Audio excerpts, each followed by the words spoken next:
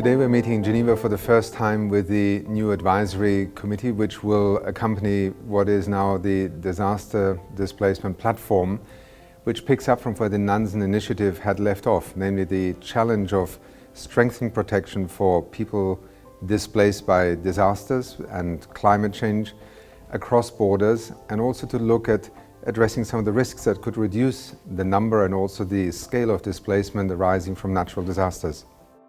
Forced displacement related to disasters and the effects of climate change is already a reality and among the biggest humanitarian challenges that states and the international community are facing in the 21st century.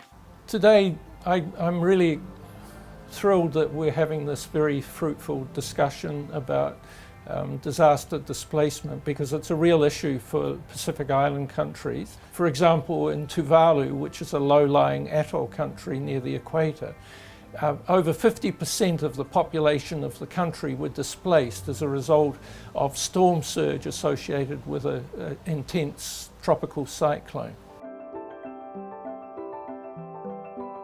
Disaster displacement refers to people that are obliged or forced to flee in the context of a disaster caused by a natural hazard, such as an earthquake, a hurricane, or a tropical storm. The vast majority of refugees are in the climate hotspots of the world. We know that violent conflict often has also environmental degradation and climate change related events as part of the process that leads then to violence and conflict. So we need to address urgently both. Disaster displacement is an interdisciplinary issue, and therefore we are happy that the advisory committee is actually composed of a very interdisciplinary group of people. Energy that we all bring together, the experts, the states, the agencies, all people are here together to move into a next phase, and this phase is about action. Good morning, my name is Espen Ronneberg. I'm Climate Change Advisor at the Secretariat of the Pacific Regional Environment Program based in Samoa in the Pacific. I'm Ari Vola from Madagascar Mission. I come from Egypt, and I'm the General Coordinator of the Arab Network for Environment and Development. I work at the Alaska Institute for Justice, and my focus has been on the policy and normative gaps in regard to planned relocation. My name is Kanta Kumari, and I'm from the Climate Policy Team at the World Bank. Very often, migration policies remain disconnected from the empirical realities. I think one of the great strengths of this process is that it is so connected with research and with the realities on the ground. This is the challenge. This is not only for the coastal people in the whole over the world and Bangladesh. This is the whole challenge for the humanity too. To minimize the climate impact, it will take more 100 years. It means there will be more cyclones, more droughts, and more slow and rapid onset disasters.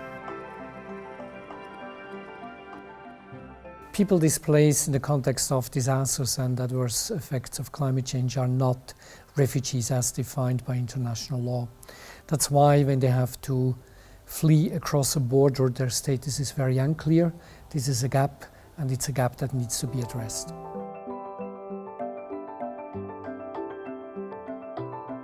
My expectations are that the committee, which is very sensitive and looking at human rights, will take into consideration the gender dimension, the disparities and inequalities that exist in society and which is reflected in any kind of displacement and migration. There's a lot of work to be done, but the encouraging sign is that the ideas that are coming forward in a meeting like this as to how we should go about solving those issues of disaster displacement. I think first of all we need to recognize that we need states to be alerted to both the threat that is posed by disaster displacement, secondly to also familiarize themselves with measures they can take to reduce these risks, and thirdly to use the international platforms that are available to us through the United Nations at large, but also particular functions that it plays, to be able to work in coordination, in cooperation and in solidarity with one another, because in the absence of that we will have a political vacuum and we will also have a humanitarian disaster that is compounded by the extreme developments that could arise from some of these natural disasters and developments.